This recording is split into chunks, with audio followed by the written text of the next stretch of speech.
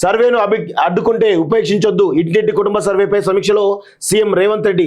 రాష్ట్రంలో 5.24 లక్షల ఇళ్లలో పూర్తయినటువంటి కార్యక్రమం నిర్వహణ తీరుపై ముఖ్యమంత్రి సంతృప్తి.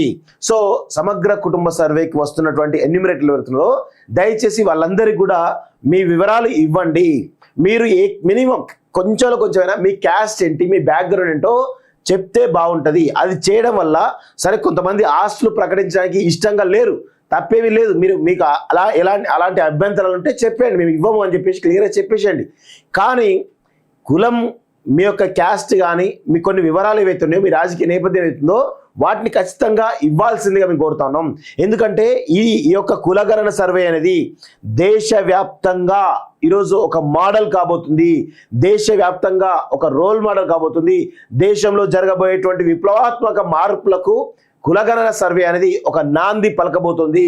భవిష్యత్తులో ఈ యొక్క సర్వే కనుక ఇప్పుడు తెలంగాణలో జరుగుతున్నటువంటి ఈ సర్వే కనుక సక్సెస్ అయితే ఖచ్చితంగా దేశవ్యాప్తంగా విప్లవాత్మకమైన మార్పులు వచ్చేటువంటి అవకాశం అయితే ఖచ్చితంగా ఉంటుంది అనేటువంటి విషయాన్ని గుర్తుపెట్టుకోవాలి. రాష్ట్ర ప్రభుత్వం చేపట్టినటువంటి సామాజిక, ఆర్థిక, విద్య, ఉద్యోగ, రాజకీయ కుల సర్వేకు ఎవరైనా ఆటంకం కలిగిస్తే ఎట్టి పరిస్థితులను ఉపేక్షించవద్దని ముఖ్యమంత్రి రేవంత్ రెడ్డి అన్నారు. జిల్లా, రాష్ట్ర స్థాయి అధికారులు ఎప్పటికప్పుడు సర్వే జరుగుతున్న తీరును పర్యవేక్షిస్తూ ఎలాంటి ఆటంకం లేకుండా చూడాలని, తగిన ముందు జాగ్రత్త చర్యలు తీసుకోవాలని సూచించారు.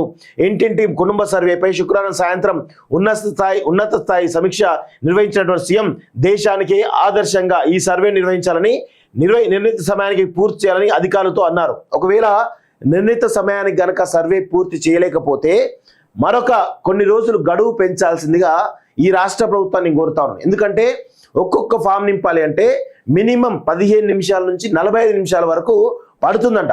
సో అందుకే ఒక్కొక్క ఎన్యూమరేటర్ కానీ తన వివరాలు సేకరించడానికి చాలా ఇబ్బందికరమైనటువంటి పరిస్థితిలో కనబడతా ఉంది. కాబట్టి ఒకవేళ సర్వే పూర్తి కాని పక్షంలో ఖచ్చితంగా ఆ సర్వే గడువు కూడా ఇంకో 1 వీక్, 10 డేస్, ఇంకా 15 డేస్ అయినా పర్లేదు పొడిగించాలని చెప్పేసి కూడా మాలాంటి వాళ్ళం మేమైతే డిమాండ్ చేస్తా ఉన్నాం. ఎందుకంటే కులగణన సర్వే పూర్తి స్థాయిలో జరిగి తీరాల్సిందే.